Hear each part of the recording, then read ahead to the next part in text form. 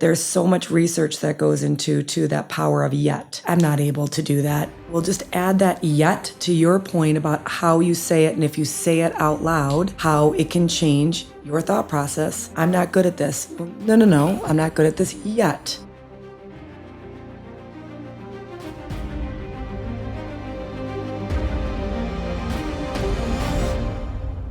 Welcome, everybody, to the Warrior Podcast. I have two special guests here today, two absolute badasses. I have Sara Goggin Young. She is the founder and owner of Power to Believe. We're going to really dive into that. And her partner, Halle McCormick. And these two ladies are doing amazing things with young people. I cannot wait for you guys to hear the story. My friends, welcome to the Warrior Podcast. Thanks for having us. Thank you so much, Frank. We're honored to be here. Awesome. So I'm going to let you guys give me a little rundown of Power to Believe. What is the mission? And I want to hear all about it. So Power to Believe, and I'm like smiling so big because I can't believe that this is really, that I have the honor of sharing it. And I have the honor of standing by someone who's become one of my closest and best friends. To be able to share this message. And it's so sacred to me because I lost the power to believe. There's a time in my life where I lost it and then I regained it, and it meant everything to me. So I have been up here all the way at the top, and I've dropped all the way to the bottom, and I've risen up again. And if I can do it, anyone can. And there were tools that I used that I put together that gave me back the power to believe. And that's why it's everybody has this energy, this power within them. And if I can share it with other people, then everything I've been through is worth it. Everything. And under that, I have the honor of standing side by side with Halle McCormick, and we spread this word to teens and tweens through workshops. So my company has one-on-one coaching, workshops for teens and tweens, retreats for women, and speaking. And we're here today to talk about our workshops because we want to get in and give kids the tools so they can get off their phones. They can get out of their head, connect within, and feel empowered, build confidence, because confidence is a skill. And when they're caught in anxiety, overwhelm, resentment, anger, jealousy, all of those things, fear, we together through our story and through our implementation during the workshops, give them a plan that they leave with so that they can get out of it. Awesome. So we're going to get into the nitty gritty of the process, okay, how you teach and mentor. But tell me how you guys came together. So we came together. I am a group fitness instructor. I have been for 19 years. I'm also a personal trainer. We worked together at the same gym in LaGrange, but we didn't really know each other very well. We were both instructors there, but never had a chance to really connect. And when I was going through a time in 2020 when I was at a really dark and low point, Sara had called me, and I think to this day, we always laugh. Like, I think maybe she was calling for me to sub a class, or I really don't know. But I picked up the phone and I just started bawling. I couldn't breathe. It caught me at a time where I was trying to handle something with the family crisis that I was going through. And she just walked me through some of the tools that we talked to these kids about. She told me to breathe so I could catch my breath. I think I even grabbed a paper bag, but I don't know if you told me to do that or I just did it. And then she told me to put my hand on my heart and tell myself, I am strong, I am beautiful, I'm exactly where I'm supposed to be. And so it got me calm. And that, I believe, was divine intervention, because from there, here's two women that have worked together, I think at the time, maybe 6 or plus years at this gym, didn't know each other. And that started our friendship. It started the Power to Believe workshops. It just really kickstarted everything that we're in. So when we do our workshops, she's the mindset guru, I'm the movement, because mental health is physical as well as mental. You can't have one without the other. And so we teach kids through mindset and movement tools on how to feel good. But so that's essentially how our history of getting to know each other and then starting these workshops. Okay. And then why the age group? Why not adults? Why are we working with kids here? We do adults. We have done many adult workshops. I think we've done maybe 5 to 7 in that range since we began in 2020. Our passion is teens and tweens. Mm-hmm. I would say our passion is there because number one, we're both moms. I have 3 kids. She has 2. My hardship started because of my daughter suffering with depression. So I have a passion. And I didn't want anyone to suffer how my daughter had been. So I think for me, in moving forward with our mission, it's just teens and tweens and helping them feel good and have self-worth, know that they are loved and then know that they are enough. That's where my passion is. But we do adults. The adults can come to me for coaching. Oh, True. One's sitting right here. Are you kidding me? So I love that. We talked a little bit before we started the podcast today. I have 3 sons as well. And I told you guys, like, I'm just a little bit older than you guys, but we came from the same generation. Kids didn't have the problems that they do now. Something's happening out in the world. It could be a multitude of things, the internet, cell phones. I mean, who knows what it is? There's a million different things, but our kids have it really hard. And you told me the story of your daughter, Halle, and all 3 of my sons went that route. They were at the point where I didn't know if they were going to pull through. And they all had different issues. They were going to a good Christian school. They weren't getting bullied or anything. And for whatever reason, life is pushing down on our kids so hard. So I love the fact that your guys' primary focus, because when they're young, like, I think you get to a certain age of adolescence and teens where that pressure of life really bears down on you, right? The social media and the wanting for approval. It's worse for girls than boys.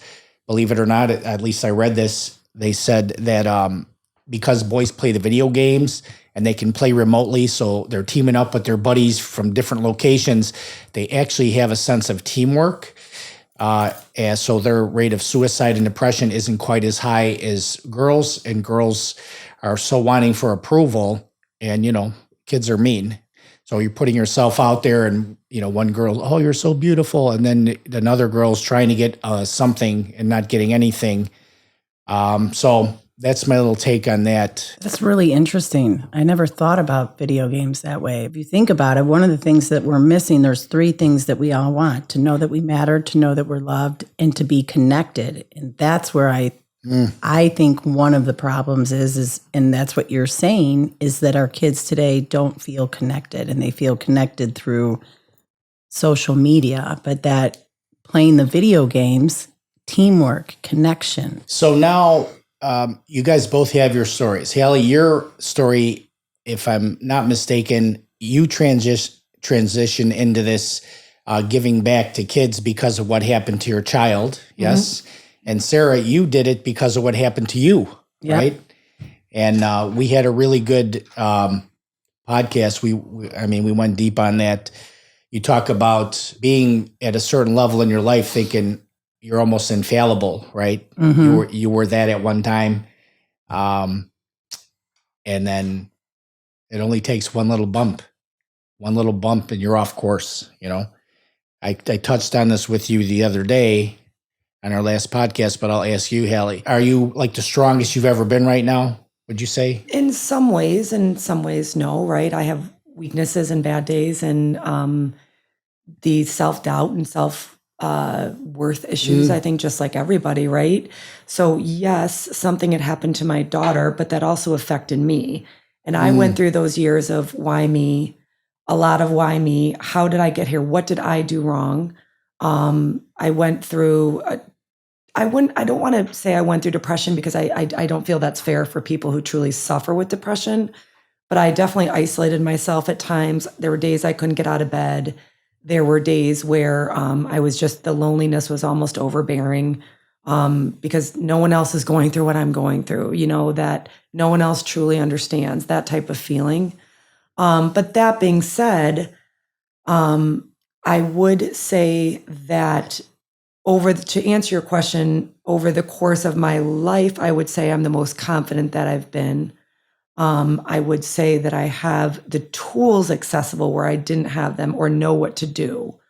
I handle situations much better. I handle anxiety or bumps in the road much better because of now I know how to handle them through whether it be belly breathing, whether through visualization, whether it's through self-care, stepping away, all the things that we teach the kids about. But I would say yes, in my lifetime, I am the best, but I also don't want that to mean that I don't falter or that I don't have feelings of doubt. That's a really nice and humble way to look at it. Because I asked Sarah over there at the last podcast, I'm like, now that you have all this knowledge, right? And this is working the brain is like working martial arts. You get to a level where you're fucking strong.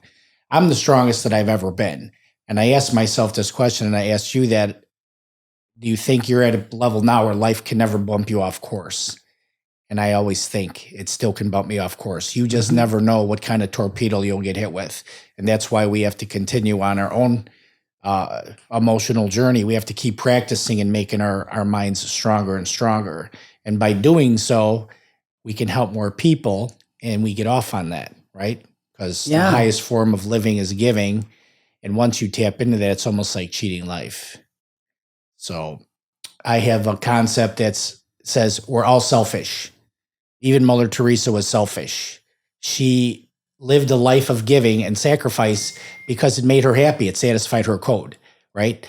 So we just have to make sure the selfishness is a healthy selfishness and not, I don't care about anybody and I'm going to drink 2 bottles of vodka today and screw the world. You know what I mean? You've been there before. Yes, I do. Back to you, Halle. So now that you have tools that you didn't have before, you touched upon that little demon asshole that's in all of us. And everybody has this demon, that demon that says, you're not good enough. Right. We fight that asshole our entire lives. So what do you do now, do you think, that you didn't do before? Like when you were starting to go into a little bit of a dark state because your daughter was struggling, like what are some of the techniques or exercises that you do? First and foremost, movement is key in my life and always has been. It makes me feel good. And there's a lot of science behind it. We all know about the endorphins and the dopamine and the serotonin and the testosterone, and we all know how it creates a shift for you. So that movement, I would say, number one, Sara has really taught me how to belly breathe, and that it takes 70 belly breaths to get from a state of anxiousness to a state of calm, to switch from your sympathetic to your parasympathetic nervous system. So belly breathing for me is huge. Meditation is key for me. I personally, Sara and I differ in this. I don't use an app, but almost daily I'll go to the couch, close my eyes, put the phone away, and just sit still. I'll let the thoughts come through my head. They'll come, and I just push them aside and give myself space to kind of calm and just be with myself. So I would say those two are the key for me. It would be mostly those two. There's millions of different ways to meditate. Some people, like, they clear their head and go into blankness, and they kind of transcend where their bodies. I do gratitude, and I talked about that. What is the method of your meditation? What are you actually focused on with your brain? I'm not really focused on, and we talk about this in our workshops a lot. You don't have to go to that complete blank space of darkness. Yes, I know for some people that's the goal, but people get scared about meditation because I think about the latte, or I think about what I have to do next, or I think about the train, or I think about that thing I forgot, and that's okay. It's just a matter of letting them come, but also that the power of letting it go, of just letting it come and then letting it shift and letting it go away. And again, we talk about it, Sara equates it to a train car. The train's going to pick it up, and then it's just going to keep moving on. The train's going to pick it up. So for me, that is almost what I do. It's almost because I'm a mover and a shaker. I move a lot. I never sit still. I'm spazzy, and I teach a boatload of classes a week. I have 7 clients. I'm constantly moving, constantly. So for me, it's just a matter of sitting still and trying to quiet my mind, letting it come in, but just taking those breaths, sitting still, being comfortable with the quietness, comfortable with not moving, and comfortable with just letting my nervous system just literally just come down. Awesome. And sometimes it's 10 minutes, sometimes it's 5, sometimes it's 20. Today it happened to be 10. What about the movement aspect? What is movement to you? What are you doing? What kind of exercise? Well, I'm a group fitness instructor, so I teach strength and cardio, sculpt, strength, boot camp classes. That's what I teach. That's mostly what I like to do. In my past life, previous to getting to be almost 51, I've run countless races, 5Ks, 10Ks, half marathons, 10 marathons, 2 half Ironmans. Yeehaw. Yeehaw. I did Boston in 2011. That was a huge goal, which I achieved. I was really proud of myself for that. I was a collegiate tennis player. I played for 2 years. D1, baby. So, yeah. I played D1 for 2 years, and I still play now for fun on a competitive team. So tennis, and my love of pickleball is escalating. I have a tournament this Saturday with my husband. So I'm a little bummed that LFC isn't building the paddle. Don't even get me started. But I'm a big racket sport person. Okay, so that's my joy. Here's one of the things you guys are like, your Venn diagram crosses over. We talked about redlining. Redlining is like when the tachometer on your car, you hit the gas pedal to the metal, and that needle goes into the red line. That's where you're pushing your motor to its maximum capacity, okay? And most people live their whole lives, they never redline one time. And athletes, you redline all the time. She's like, yeah, shit, I redline every day. Yeah. I'm like, all right, right? So all of those things you've done, you're pushing your body to capacity, right? So you answered my question. When you said movement, yeah, you teach and all this stuff, but my contention is true happiness and growth happens in that red line. So if you're just teaching, athletics and you're going through the motions, that's not enough for you. Yeah. You know what I'm saying? You have to you got to be grinding your teeth to spike the pickleball or whatever it is, so that's awesome. Now I want to throw a concept at you guys, because this happened to me this week, and I want to get your opinion. One of my friends, he's actually my chiropractor. I run into him periodically, and he walked into the gym, and I was working out, and I was doing curls on the curl bench, got to do curls for the girls. So I told Halle that I remember your biceps coming into the trading floor every morning. I remember. Yeah. Isn't that weird? My pea shooters. He started talking to me, and he said he was having problems, marital problems, and he's got kids, and he goes, we're going to counseling and all this. And that's good. And he said, I'm learning how to identify my triggers. And when he said that to me, I said, hold on here. Now, I'm not a psychologist or psychiatrist, and I'm not even a therapist, but I got my own method. All right. I don't want to have any triggers. I don't want to have something that triggers me into anger or triggers me into sadness or triggers me into anything. So if you are telling yourself out loud and to yourself, I have triggers, you're empowering the triggers. What say you about that theory? I'm going to let this one take that Well, one. apparently that triggered her. So I don't know. I have to drop that word from my vocabulary now. I always learn something when I come here. Agreed, but I believe there's a process until you get to the point where you're at, which would be stop identifying the triggers. Okay, I'm going to tell you how I deal with it, because I know what my triggers are. I just said it out loud. I just gave them power. When I react poorly, I can feel it inside. And there's 3 ways we learn: visual, auditory, and kinesthetic. We talked about this in the podcast too. I have this, from conditioned behavior, I get pushed boom, I'm in your face. I know how to fight back. And that rage is automatic. And that rage, it's not only rage though, it's energy, right? That energy, that's my protective mode.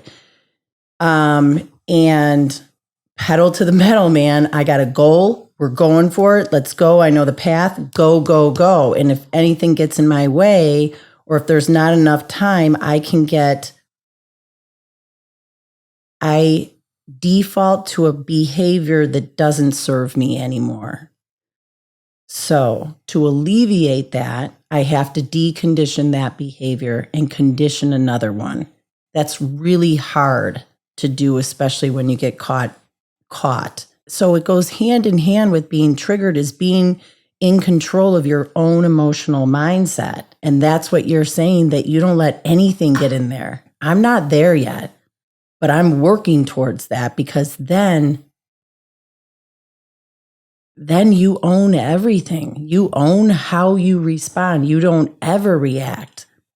So for me, in order to, and the breathing, the belly breathing, and will get me back into alignment. When I lose my shit, I will get back into alignment by using the tools that we practice, but I don't want to have to keep getting back into alignment, which I think is part of being human.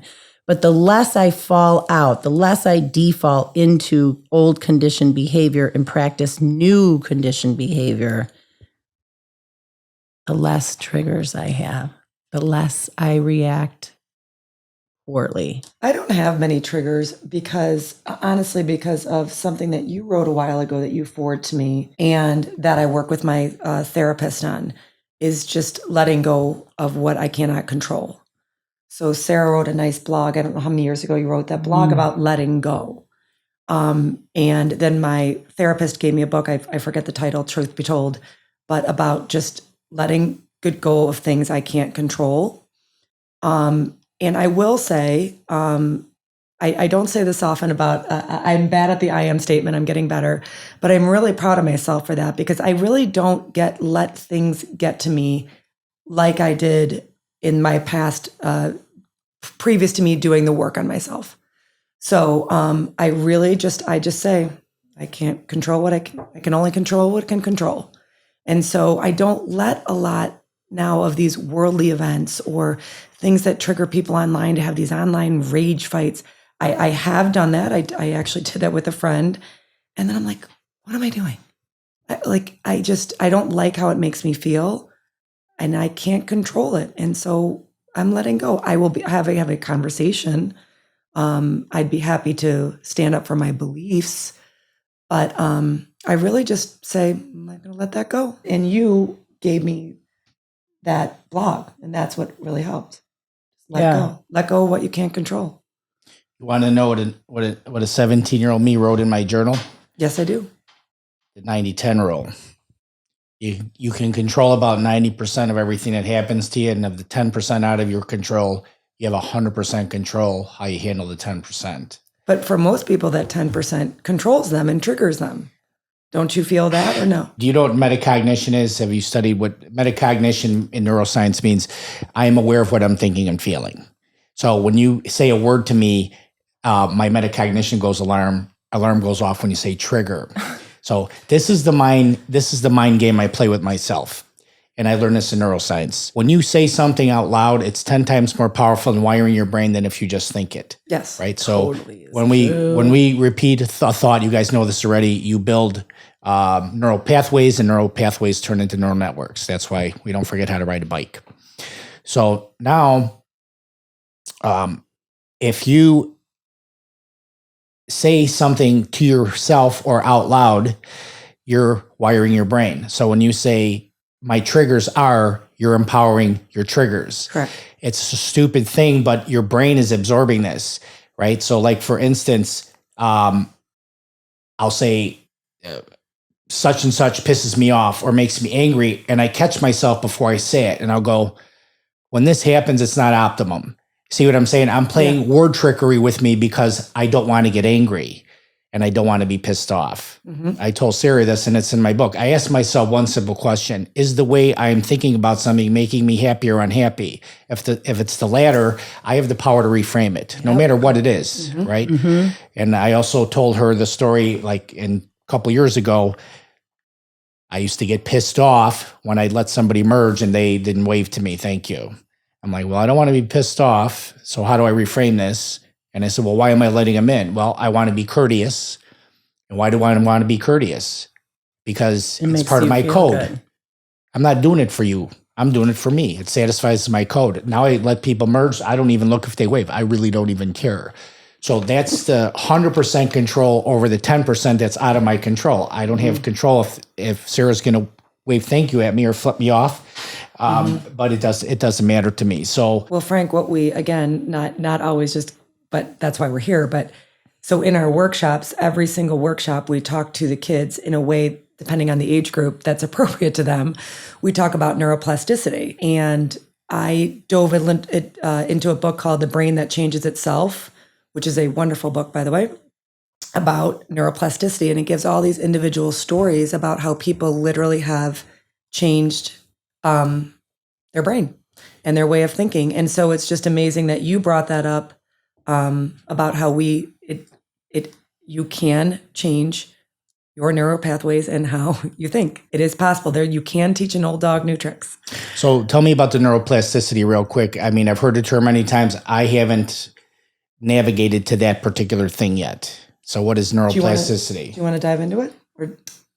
I kind of like how you describe it. It's just how you can change the neurotransmitters in your brain, meaning for to your point of I suck, I'm terrible, I'm not pretty, or whatever words they're using, and you're giving them power. But the more you change your thoughts, the more you say it out loud and change the words that you're choosing, you can change your neurotransmitters in your brain to think otherwise. They literally change.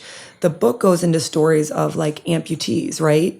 So you have the amputee with like the phantom arm, and they think I still have an arm. And through work and progress of, I don't remember a lot of the stories in the book there's a couple regarding amputees, but they literally change their brain because their brain's saying, I still have an arm, but they're doing the work up here, changing those pathways to say, I don't have a working arm anymore, and changing those pathways. Here's how strong the brain is, and you guys probably know this already. Strongest organ in our body. They did a study where they had people just do this for 10 minutes, all right? And they found after a certain time that the people, their grip strength increased by 10%. Not even squeezing anything, just doing this, okay?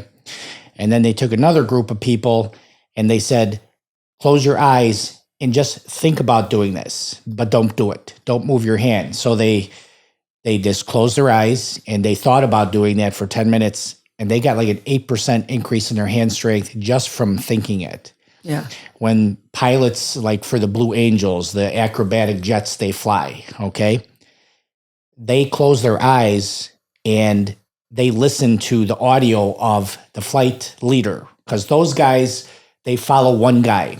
The guy leading that jet, all they're doing is they're looking to make sure my wingtip is right on his wingtip. If he goes into the ground, they all go into the ground. And that's actually happened. Mm-hmm. But he's calling all the moves. He's like, okay, 90-degree bank left in 3, 2, 1. This is the audio that goes on while they're actually flying. Well, they'll play that audio while they're sitting in the flight room. And they close their eyes and they memorize that. So it's in their brain. They just do it instinctively. It's the same thing with running plays or, serving a tennis ball or, making swim time. Yeah. Thinking about your stroke or whatever. So that's how powerful it is.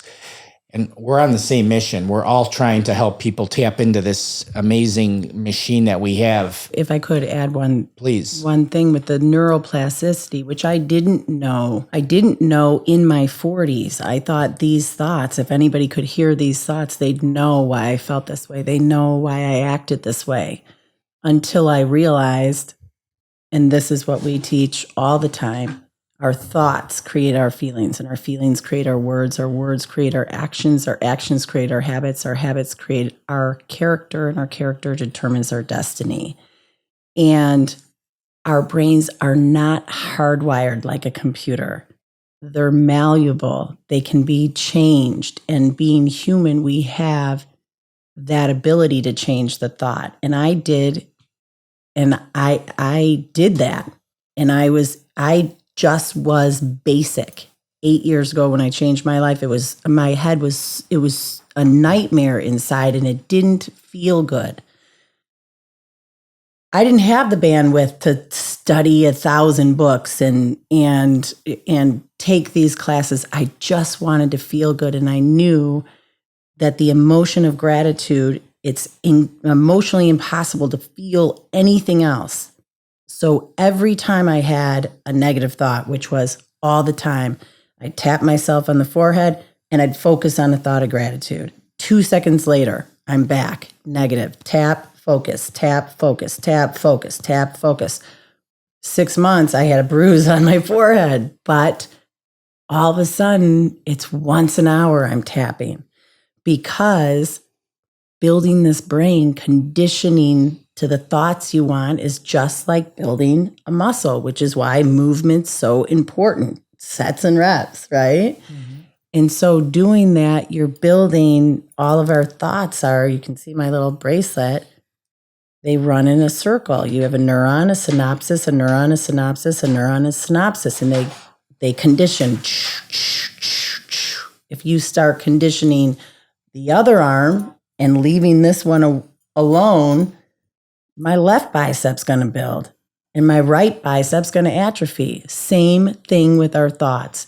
If we focus on thoughts that make us feel good, just like you said, taking your attention away from something that's not making you feel good and really focus there, we change all the neural pathways, everything that Halle was just explaining.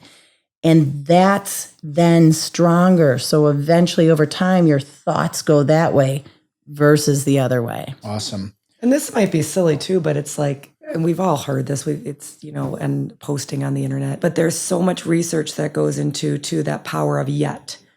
I'm not able to do that. We'll just add that yet to your point about how you say it. And if you say it out loud, how it can change your thought process. So I'm not good at this. No, I'm not good at this yet. I can't do it. I love that, by the way. I haven't done that one. So it's like, it's very common now. And, if you look on Instagram, like Positivity Today or something like that, we have on Instagram, which we can get to, we have our site, but I mentioned it there once. There's a lot of studies about the power of yet. And it's, again, just maybe changing one thing of how you talk to yourself, adding one word like the word yet, and the power that it provides. I love that. All right. So let's talk about some of your techniques with the young people. Like, give me a little insight into some of the things you do with them. Well, my fave is, I love the I am statement. I would say it's a kid's fave too. Because especially as women, we were taught the opposite. We are taught to play small. We are taught to pour into everybody else and tell everybody else how beautiful, how kind, how smart, how strong. But if you say it about yourself, you're bragging, you're a narcissist, you're arrogant. And that's simply the furthest fucking thing from the truth.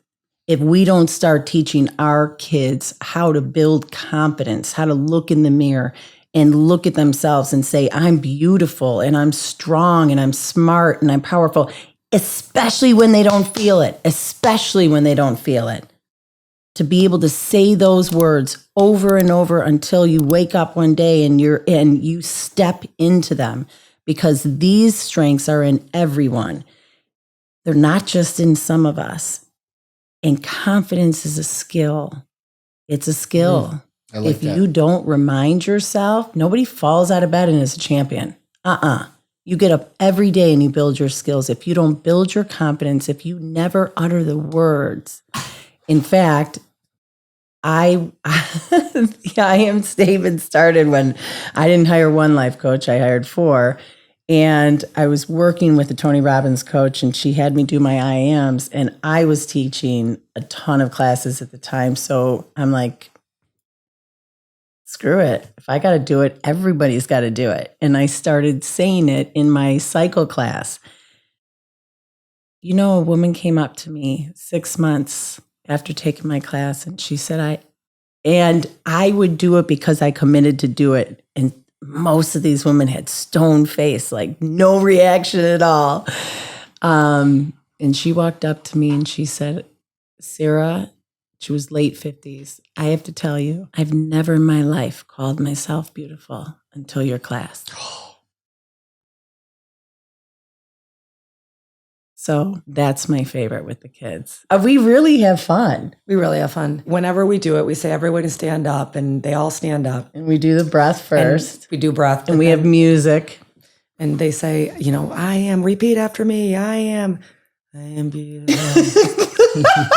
And then she's like, what gets in their face? And then they are laughing. They're in a power position. Their heart is open. Their chest is full. It's out. They're standing strong.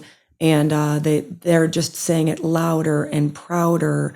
And we sometimes will make them turn to the other person and say it, because to Sarah's point, we're so confident about how we speak to our friends. I would never tell my friend, you're ugly, you can't do it, you're stupid, you suck. I would never in a million years.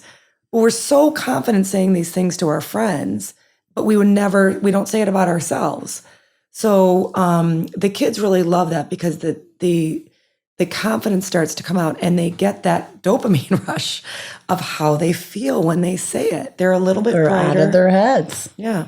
They're out of their heads. They're connecting within, and they're empowering themselves, and they're giving themselves permission to love themselves for who they are.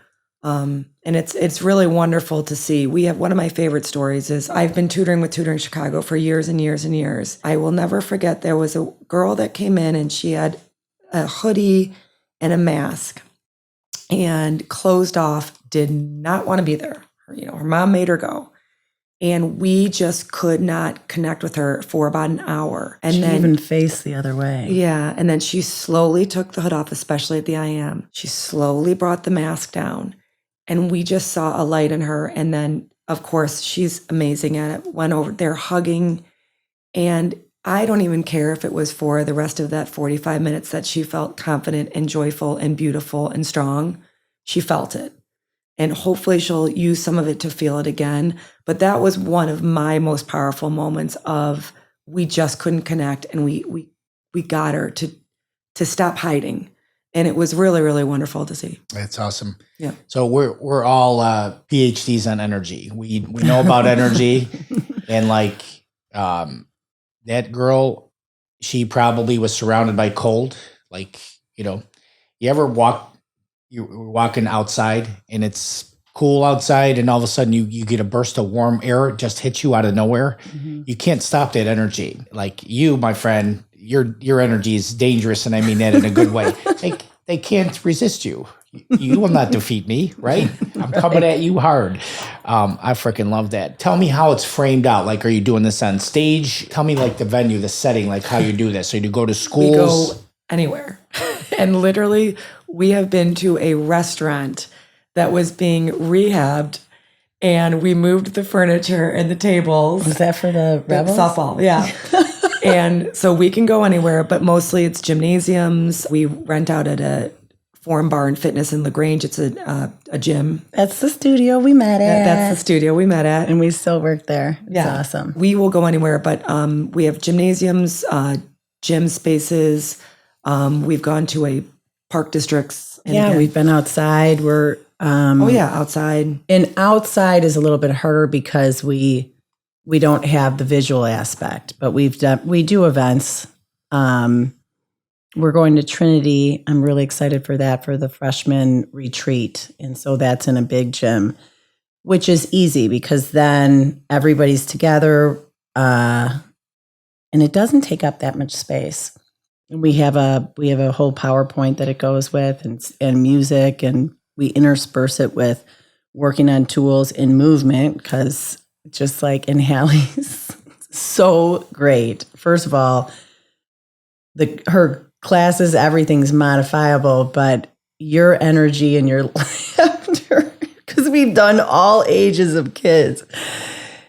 And when there's props, kids play with props, and it like drives me crazy. And Halle's laughing with them, and just like makes me, I don't know, it's so much fun. All right, so let me ask you this. After you do, what do you call it, a seminar? What do you call when you do one of your presentations? A workshop. A workshop.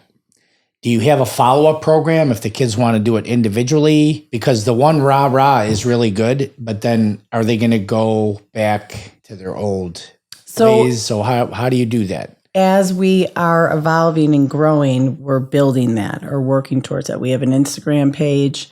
I'm switching platforms with my website that'll have an easier way to keep people engaged. Awesome. So I love what you do on your Facebook page, Vibe and High. Yeah. I couldn't believe you were doing that during COVID. That was amazing. That's like how we're we all connected, right? We're all, everybody's locked up at home, and I was going to use the word depressed, but I don't like to be depressed. So it wasn't optimum being locked up at home, and you were doing that. And I thought, man, you got to be lighting people up, because we needed that. I have a friend, he's an Elvis impersonator, and he would do an Elvis show for an hour and from his basement, just to bring entertainment and make light in a dark time. That's really cool. I had 8 years ago when I decided that I was going to become the best version of myself. I went to work. I went to work. And so I created habits that allowed me to have sustainable energy and achieve my goals and work on myself as an individual, plus learn how to be a freaking single mom and rebuild my life. And when COVID hit that night, I had a panic attack. I didn't know what it meant. I didn't know what the word quarantine, that's what it was. It was the night that we were getting shut down. And I went outside, I stamped my feet in the cold air, and I did my breaths, and I prayed. And as I was like, all right, we're going to get up. We don't know what it is. So let's go. Let's put out my supplements. Let's get my outfit out ready. So I get up and I get on the Peloton and I have my goddess hour. And as I'm automatically, I realize I have these habits. I have created these habits. This is now who I am. And I had the whisper within say, you have to use your habits. You have to hold space for other people. And that's how Vibe High started. And I remember I went upstairs and I was like, maybe I'll just sleep in the first day. And that voice was like, no, you won't. You're starting tomorrow. It's grown into something like I really enjoy it. I hope sometime I get a chance to collaborate with you guys. We had talked about boys versus girls. Like I'm a boy and I can relate to boys better. And if there's ever a way, like for instance, you trying to teach a boy how to be a gentleman and how to be kind, different than me. And that's another thing too. I don't know if you guys do this or not, but do you do any role playing with your workshops? No. Okay, so this just came to me right now, and you can do with it what you want. Role playing, teaching them how to be kind to others, right? So you could actually do a role play where you bring a kid up on stage and, hey, how's it going today? How you feeling?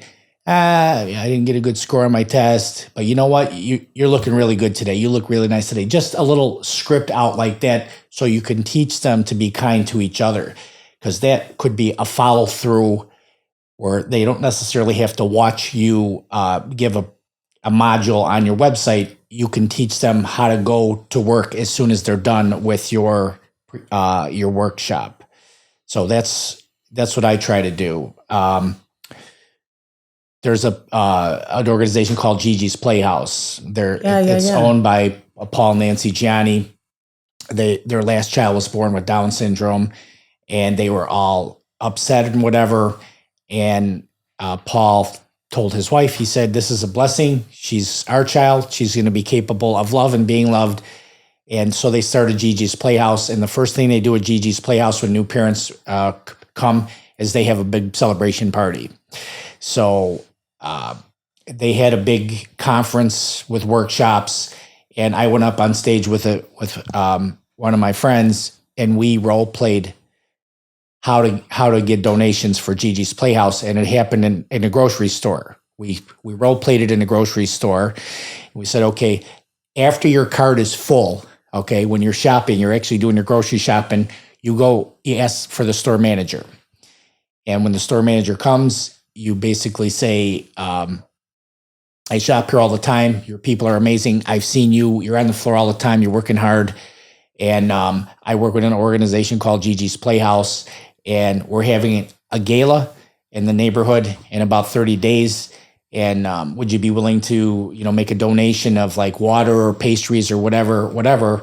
And we just role played it out, and it worked really good. So people left there, and they had a technique to, in whatever business you patronize, right? I mean, think about it. You're patronizing the business, and you're helping their profit. So why not ask them for something? So I'm big on the kindness thing, because it's so easy to be kind to people. And it's free. And kindness can come in just little micro things. It's just saying hello to somebody, right? Just that. You drive through your subdivision, you wave at people, just stupid little stuff. But all of that collectively raises the level. It brings light into the world. That's why there's a light in my my book title. Well, you bring up a good point, because we always say in our workshop, everything that we teach you is free. Mm-hmm. So you use just words that, like, all these things that bring us joy and can bring us happiness and make us feel like productive members of society. And they're free. Kindness is free. Breath is free. Visualization is free. Movement is free. So it's just interesting that you had said that. These are things that we all have within us. We all know the importance of kindness, but we maybe don't know how to do it. Right. Or when to do it. Or we talked about that before of when you lose somebody or when something happens to you, that's saying, I'm so sorry for your loss. That's kind. But then how do you keep building on that kindness and really mean it? I had a real interesting thing happen.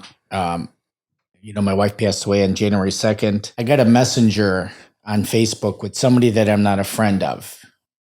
And she said, "You don't know me, but I heard about your wife, and I'm so sorry. I met you on the street one time, and we had a conversation." Oh. And I looked at her picture. I'm like, I don't know who that is. Right? But that's just an act of kindness. It's just engaging somebody on the street, saying hello. Right. Hey, can I help you with that? Veterans and stuff. I freaking go crazy over veterans. All the stuff that happened with my wife, I was very present, and everybody was helping. It was like angels were escorting us the whole way. I wrote a letter to Southwest, and at the end of the letter, I just framed out the whole thing, the name of the flight attendant. The pilot came out. He hugged me. Like, I was getting all these hugs along the way. So I wrote this letter to Southwest, and I said at the end, if you need a national spokesman, I'll do it for free.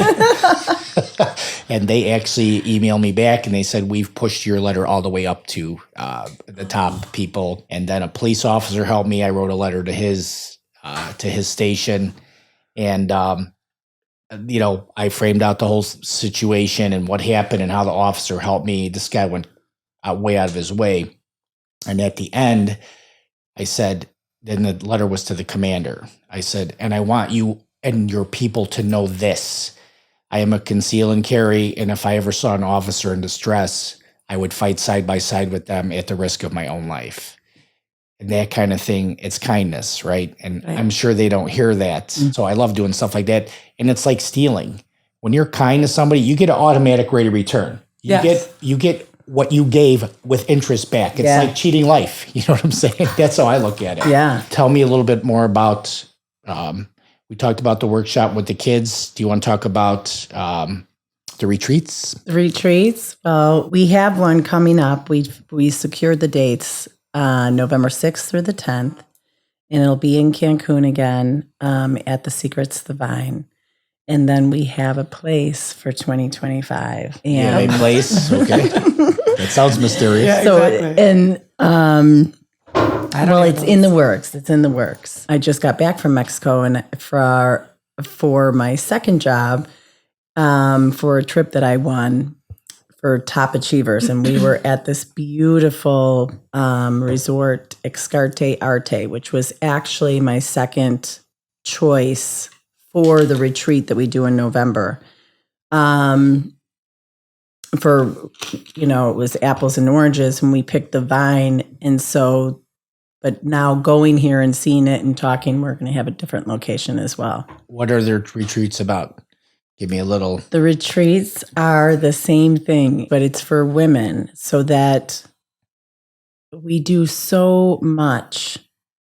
And to be able to remove yourself from distraction and excuses and reset in paradise with movement, with mindset, with wellness and connection allows you to tap within this energy that then you carry home as you return, and you return with a new zest for life, that kind of flows into everything that you touch so that you can rock your holidays and crush your goals. Isn't it amazing that it's not a product of age to have that little demon in you? That little demon can have hold of you no matter what age you are, like, I'm not good enough, right? You have kids you come across that have that, and you have adults that come across that have that, right? Yeah, and everybody has it. And anybody that says they don't is a liar. There's two fears in life, and this is what we talk to the kids about. So we let them know. And that's another powerful thing that we do. We say, has anybody ever felt, I'm not pretty enough, I'm not popular enough, I'm not funny enough, I'm not smart enough, I'm not rich enough? And pretty soon everybody in the room has their hands up, and we're like, look around. That's powerful. We all feel that way. Halle and I feel that way. The influencers you're watching feel that way. The president feels that way. It's how to know that it's false.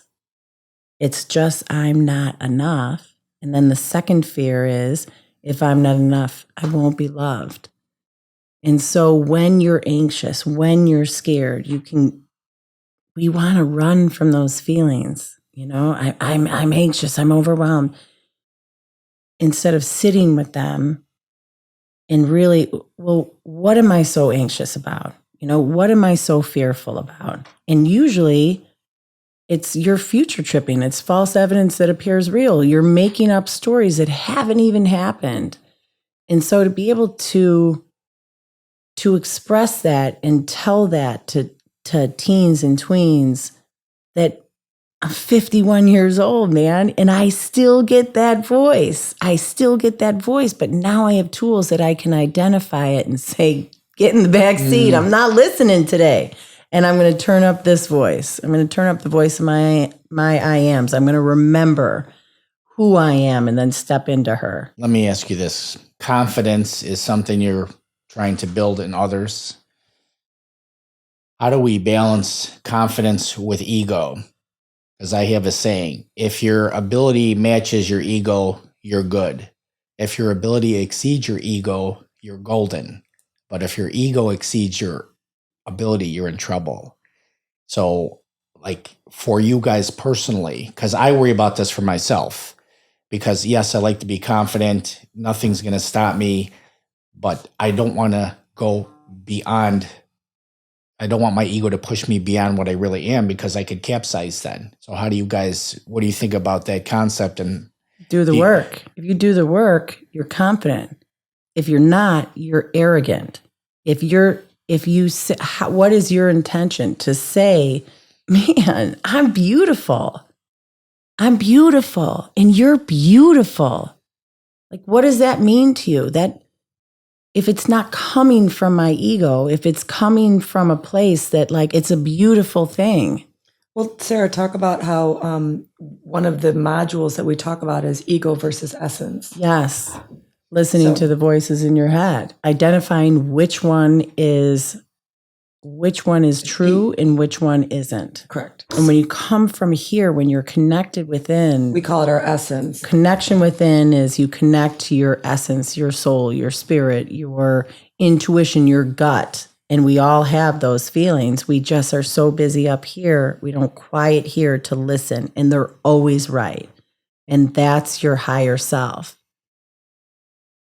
I think there's a big difference between confidence and arrogance. And if you're doing the work, you're confident. To piggyback on what Sarah's saying, I can't say I'm good at everything, right? That's arrogance to me. I'm not good at everything. I'm not good at podcasting. So, I mean, like, You're natural. I mean, I shouldn't have used that as an example. No, I'm kidding. But like to sit here and, the arrogance is like, I can figure that out, or I got that, or I can do it. I think it takes away, to her point, from the work that someone else did, right? That to get to this point, for me to be at the level that I am, a fitness instructor, it took me years, took me a lot of studying, a lot of tests. I earned my right to say I'm good at what I do. I haven't earned the right to say, I can figure that out. I can figure out, I can go play golf in 10 seconds or whatever it is. I'm probably giving horrible examples right now, but I think that's arrogance. But to her point, if you've done the work and you have succeeded in it and you have accolades, and the credentials, then yeah, you can say, I'm really good. I'm good at that. And you've earned that. That's confidence. Arrogance is, oh my God, I can figure that out in 2 seconds. That's my opinion maybe, but that's just, yeah. There's a famous saying by Jackie Gleason. Jackie Gleason was a famous comedian in the 50s. The show was called The Honeymooners. Yeah. And then he was such a celebrity in his time. I don't know if anybody's ever made more money with inflation adjusted dollars than him. I mean, he was making tens of millions of dollars in the 50s. He was a genius. That his cast they would rehearse the show all day, and he would just step on the set, and he ad-libbed a lot. He was a comic genius, and he was larger than life. And he had a saying that went something like this. He goes, "If you got it and you know it, you got it. If you think you got it, but you don't got it, you got it. But if you got it and you don't know it, you don't got it." You see what I'm saying? So that's where, like, sometimes people's egos, like, they think they got it and then they wind up getting it. But if you have it and you don't think you have it, you may never discover it, right? Mm-hmm. I have it. I mean, I have the ability. I have it, but your brain works against you, then you don't got it. So it's interesting to me. I worry about the ego thing. I don't worry because I don't want to worry. So I just caught myself in metacognition. My concern, because my godmother, who is my oracle, I don't know if you know the Matrix movie, but the oracle is like the all-knowing, and she's a straight talker. She's 86 years old. She saw one podcast. She said, "Oh, honey, you like to hear yourself talk, that's for sure. But that's okay because singers like to hear their own voice, right?" So she says this to me. I went to visit her. I was hiking in the day, taking her to dinner and having her school me up every evening for hours. And she's my biggest fan. She's my biggest fan. She said, "The only thing that can undermine you is your ego." And I looked at her and I didn't even know what she meant, but I started thinking about it. I go, yeah, I have to make sure that I don't get into that. My ego exceeds my ability. And it isn't even about ego anyway. Like, why do we even have to, like, puff ourselves up? We know when we're doing good. You know what I mean? Yeah. Ego is not telling yourself you're beautiful. That isn't ego, correct? No, but I think it depends on how you say it. You know what I'm saying? Like the intention behind the words. That's true. What do you mean by ego? What do you mean that your ego can get in your way? To have too inflated sense of self. You think very highly of yourself. Okay. So the way you think of yourself, like, you're more consumed with what you think about yourself than actually being what you want to be, right? And I think maybe what you're saying, because I think what she's saying is, why is that a bad thing to think that this way about yourself? But I think when you think you're better than others, so when I think you think that you're better than others, is that, I don't want to put words in your mouth, Frank, but when you think that you can do anything better than somebody, or you could be better than them, even if you did the work, you'd be better than them. And why are you fighting to be better than somebody? Why don't you just want to be the best version of yourself versus True that. And I think that's what I think that's what we're all saying is I can do that. That's easier. That you're taking away from somebody else's work and the work that they put in. And also, you don't know yet. You haven't tried. And I'm not saying to not give it a try or do the best that you can, but to have that sense of that you can already without the work. Am I? Yeah, putting no, words you in your made mouth? you made a beautiful distinction because you said, why is it about you versus somebody else? Why isn't it about you being the best version of yourself? Yeah. Right.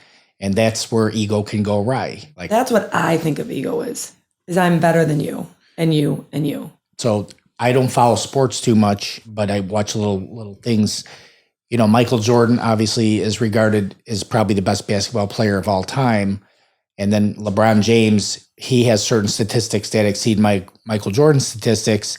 And he has said openly, I'm the GOAT. I'm the greatest of all time. Right. And Michael Jordan never said that in his career. He wasn't even concerned with that. He was just concerned with kicking ass and winning games. You know what I'm saying? So one is more ego driven and one is more, I want to be the best that I can be. So I don't want to get beat up by LeBron James. I can't even outrun him. But but I'm concerned about that because I don't want to get into that. I'm better than anybody. And I do want to be the best that I can be. Here's the only thing I know about myself. I'm passionate about everything. So when I'm interested in something, I give it my all. That's all I know. Will I get to where I want to be? I have no idea. And like I told Sarah, that was a great moment in our podcast. Learning moment.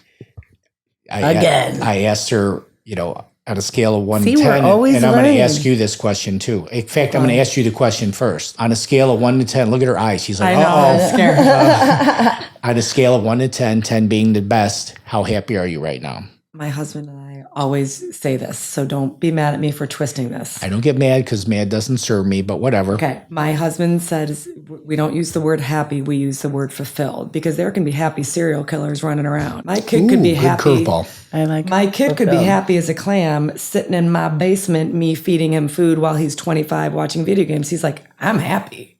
What a great frame out she just did there. So So- you just schooled me up there. Well, this Thank was you. my husband and being married to him for so long. This was his teaching. He's like, I don't love the word happy because, again, you can have people that are just happy but not fulfilled. So I think there's a huge difference. Fulfillment for me means, am I giving back to society? Do I feel good about myself? All the things that we're talking about. So I'm going to rephrase that a little bit. Am I fulfilled? On a scale of 1 to 10, I don't want anyone to ask me why it's not a 10. I would say an 8. I'm not going to ask you why it isn't a 10. I'm going to ask you what would make it a 10. I would say what would make it a 10 for me is me being able to communicate better, truly understanding my wants and communicating them better to the appropriate people. Being a better communicator. Okay, so I'm going to throw the same curveball at you that Sarah did. So I'm sure you've contemplated the notion of living in the present, right? You're trying to live your best life in the present. Because our present, we only have two knowns in life. We have our past and we have this moment right here.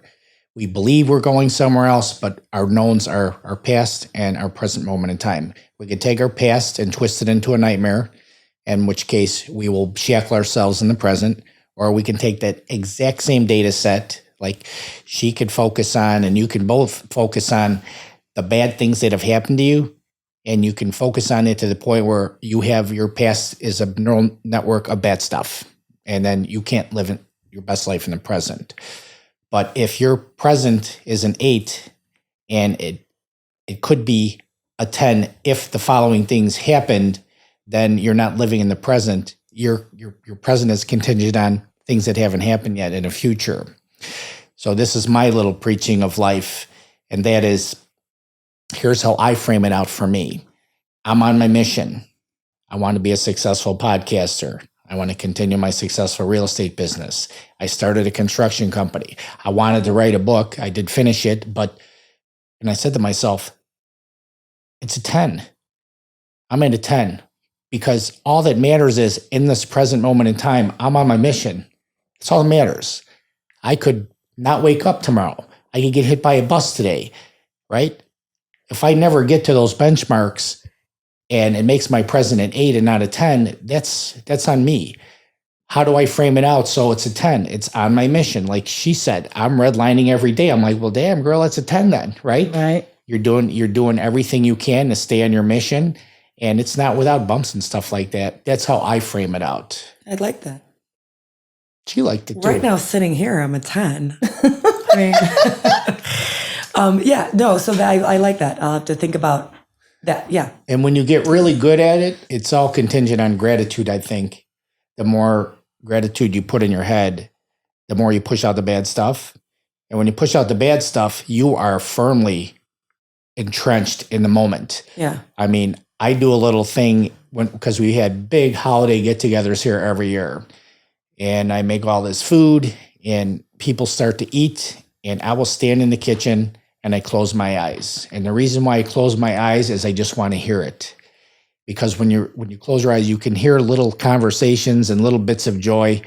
And in that moment, I go, it doesn't get any better than this. Yeah, This moment, like I actually pay attention. I'm like, it cannot get any better. And I'll have gatherings with friends and we'll be sitting there drinking wine and talking. And I'm like, guys, I'm just telling you, I'm having a moment right now. Like life doesn't get any better than this. Like I'm paying attention to like how good the moment is, you know? So. Well, and to your point too, which now that I'm thinking about it, I don't like that I'll never be a 10 because I'll always be yearning, or looking for ways for me to be, we can always be better, but I don't want to always be searching for like, what does make me better? Am I making sense? Like, I just feel like there's always going to be a yearning, whether it be more money, more skinnier, whether it be more friends, whether it be a better mother, whether it be whatever it is. It'll never stop then. Right. But that's the 10 of life. I mean, you're on the mission. You're always grabbing for something. Think about all the people you've talked to that they're depressed. They don't give a crap about anything. They're not trying to grab anything. And Sara and I talked about this. I think true happiness for human beings is about growth. You have to be in some kind of growth mode. It doesn't even mean goals. Like my little Sicilian grandma, she didn't even know what a goal was, okay? But she raised kids and grandkids, and by helping things grow, that was her satisfying her growth mode.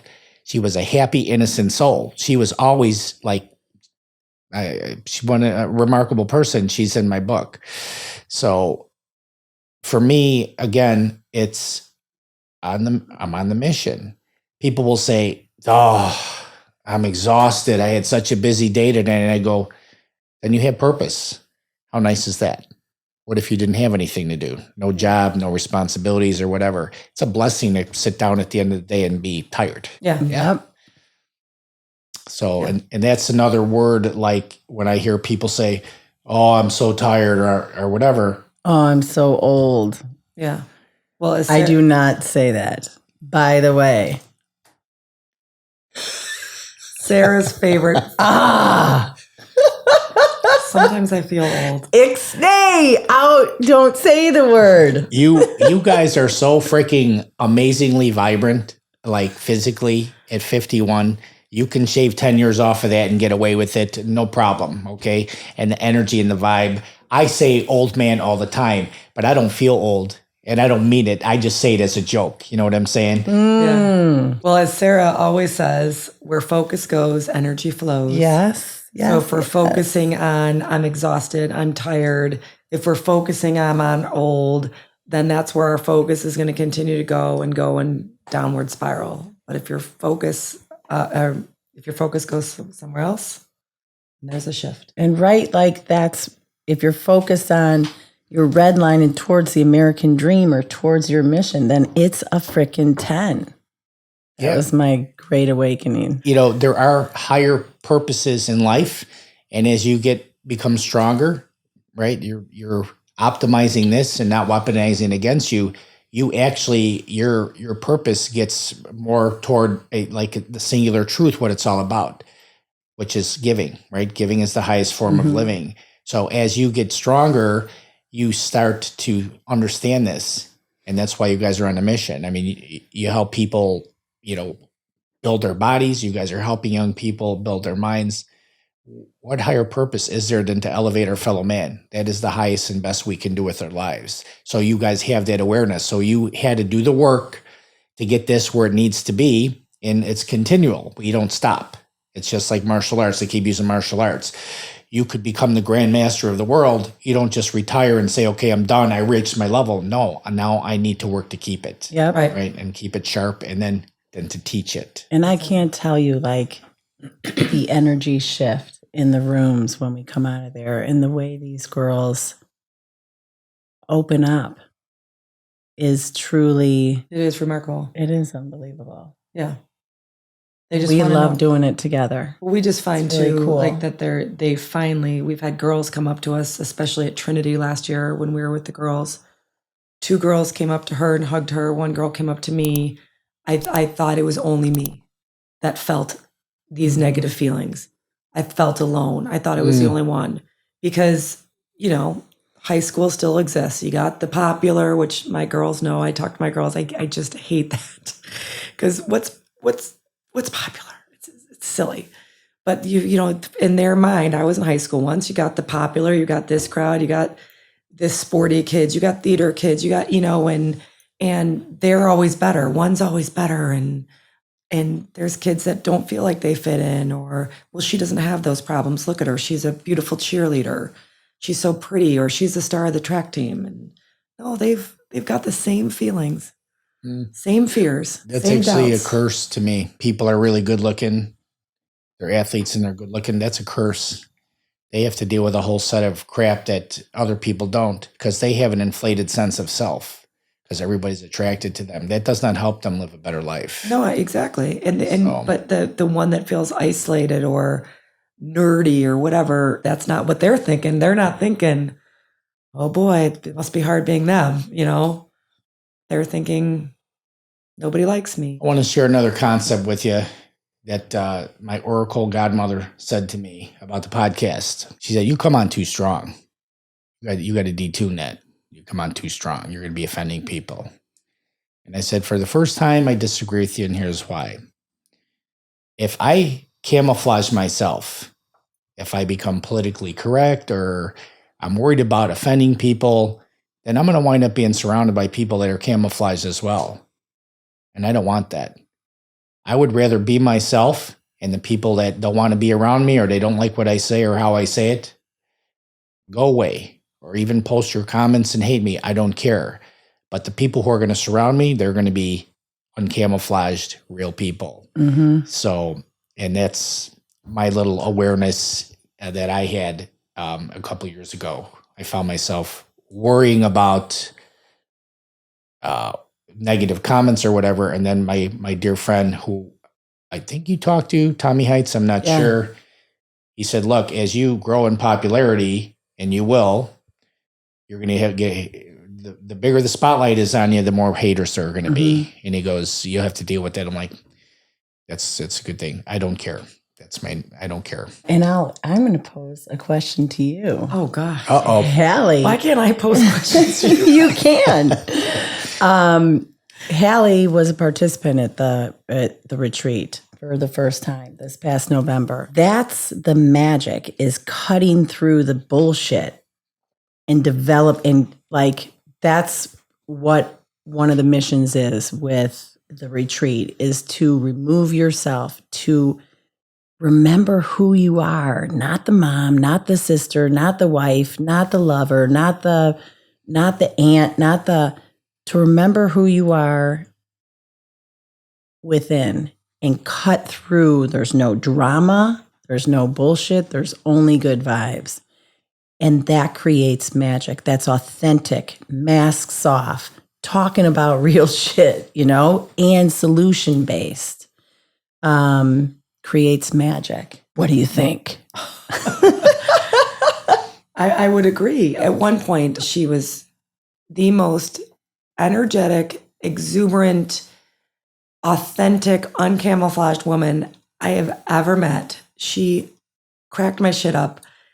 And she said at one point when we're all sharing, she said, I was so nervous to come here because she was the only Black woman. And she said, I thought, oh, Lord, these women, right? Like they have issues, like they've got problems, right? They don't have economic, look at where they live. And, she just said that she came in here a little bit guarded, thinking that I'm really the only one that has issues. She had a lot of we all have issues. And so as we talked and opened up, she was just wonderful. She's like, it doesn't matter. Our skin color, our economic background, where we came from. She's like, I can't believe how united I feel, how loved I feel. And she really expressed it better because she came in with a preconceived notion of us. And we did not of her, but she had of us, and she voiced it. And she was like, that I feel loved. I feel supported.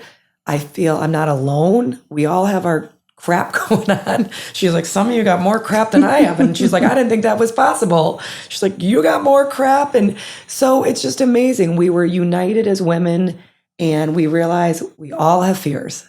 The first night she was sitting next to me at dinner, and she said, you mean all you worry about this shit too? And I look at her, I was like, what? Are you kidding me? Yeah. It's the hot mess over here. Everybody. She goes, man, I thought it was just my sisters. I said, nope, not at all. And you know what that is? That's the same thing as asking the kids questions, and all their hands are up at the end of the questioning, right? They all got the same things, right? We all got the same. We are all the same. And you would think, based on certain things going on in our world, that we're more united than we are divided. And in that retreat, I think, showed that to her specifically, and obviously to all of us. It just reiterated we are more the same than we are different. That's my take. I want to share one little quick story with you that made me feel really good. My wife and I went to go get our TSA approval. There's locations all over Chicagoland. You go, you get fingerprinted, and then you can get TSA approval. So you go through the fast line when you're going to the airport. So we went to a Staples store, and they had a little setup in the back of the store. It was a cubicle that was only about this tall. There was a lady in there, and she was yelling at everybody, don't stand in the doorway. Don't do this. Don't do that. She was like really at her wit's end. And we were sitting in where the office chairs were. We were sitting in office chairs for sale, waiting for this lady to call us. We didn't have an appointment. So we were waiting there for an hour, and this lady was going crazy. And I got up. I said to my wife, let's go. She's like, let's just wait a little longer. I want to get this done. So she finally called my wife, and my wife went into the cubicle, and she's like, Frank, are you out there? Get over here. You're next. I go, oh, I'm coming. So she's like, all right, come on in. So I walked in the cubicle, and she's talking to my wife about how beautiful she is and how beautiful her hair is. Okay. Now this lady's been screaming at everybody. She looks at me. She goes, this your husband? She goes, yeah. I go, it's the best deal I ever closed, She goes, you got that right, honey, right? So Dorothy walks out, and I go in there. I'm trying to be nicer. I go, I don't know what you get paid to do this, but it's not enough. She's like, oh, I've had people spit on me. She went into this whole thing. And she goes, can you believe I have 2 master's degrees and I'm doing this? I go, why don't you just get another gig then? She's like, I'm 55. I'm trying. And I was talking to her like for real. I'm like, well, you're the master of your own destiny. You can get out of here. You got a lot going for you. And we talked a little bit more, and we left. The next day, I went to Starbucks. I got a $100 gift card, and I put it in a piece of notebook paper, and I just said, never forget you're a warrior. Thank you for your help. I didn't sign it. I didn't put a business card in there. And I went back to the store, and I peeked in, and, that was breaking the rule. Don't stand in the doorway. I peeked in, and she looked at me like that, and then she got a smile on her face. I go, you remember me from yesterday? She goes, yeah. And I just folded it up haphazardly. She didn't even know that there was anything inside. And I said, have a nice day. And I left. And I thought, hopefully that will give her a little hope for mankind with this crappy job that she worked. You know what I mean? And we got her approval like the next day. So I don't know if she put the push through there or whatever, but she remembered me. So it's just stupid. No, it's not stupid, but the kindness, it just raises the level of everything. Absolutely. So, And it feels good. Oh, it's God, like cheating. It's like cheating life. Mm-hmm. Yeah. All right, my friends, we covered a lot of ground today. We did. Halle, I could say this is the first time I've met you. Yes. Your realization of your badassness hasn't caught up yet. She knows tells better. She knows better what a badass you are than you do, and that's okay. That It's is better. true. It's better I'm to quieter. be. Yeah, it's better to be there than think you're too much of a badass. But it's funny because if you ask anyone, I am not quiet. I'm quite loud, but next to her, I'm a quiet soul. No quiet, way. quiet. No, I'm a. I would agree with you on that. That I will. I'm not there yet. But you're getting there. She'll get you there. So I am, baby. what a dynamic team. What an honor. I'm so proud of you guys. You give me hope for mankind and working with the kids and stuff like that. And we have to collaborate because Yeah. we want to bring. How many boys have we had so far? Oh, Ryan, my son. Which he loved. We had one boy. Oh my gosh, it was so funny. In the first ones that we did, we never saw him. Because the tools are universal. Right. Yeah. So let's. But boys don't. They're just not as vulnerable. They get scared. It's not. They don't feel manly. But or just it's like just, I drives me think, just crazy. like you said,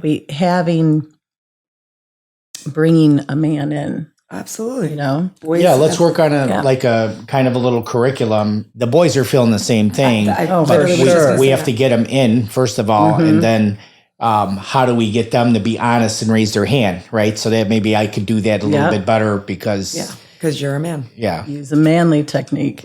Yeah.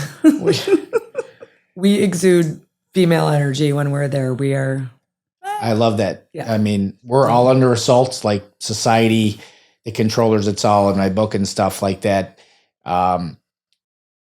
They're taking femininity out of females, and they're taking masculinity out of males. Like we're in trouble right now. We need this, and they're working on the minds of our children. They're erasing our sense of history and the greatness of how we got here in the United States. There's so many bad things going on. And I think you guys are better focused with the young brain that's still absorbent and malleable. You can get them. I'm sure you've just in one of your workshops changed everything for kids. Not all of them, but some of them. Like that's the one little push they needed. Mhm. You know. I hope so. Yeah. Yeah. And again, regardless of how many success stories you have, you're on the right mission. You're redlining every day. You're on a higher plane. What you're doing is much more important than, sitting in a cubicle, doing sales, making your coin. We got to do that too. We got to do what we have to do so we can do what we want to do. But you guys are on a high mission. I love it. We'll put everything in the links to navigate to you guys. I will do everything in my power to get you into some schools. I told you who I have a relationship with, and he's big into the schools too. So, Okay, that sounds Thank you. awesome. Thank you. Thank you for having us. yeah. Again, my friends, I'm freaking proud as hell of you guys. You are badass people. So you made me elevate my game today. So, all right, everybody. Thank you for joining us today on the Warrior Podcast with Sara Goggin Young and Halle McCormick, two wonderful women. So we'll see you at our next podcast. Thanks for joining us today, guys. Bye. Thank you. Bye-bye.